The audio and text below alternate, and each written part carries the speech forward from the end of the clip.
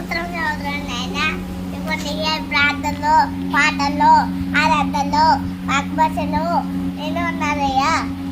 ఇవన్నీ తాతని, మామని, డాడీని, అమ్మని, వెస్లీని, అన్ను, బాబాయ్ని, పిన్నిని, అతని జ్ఞాపకం చేసుకున్నయ్యా.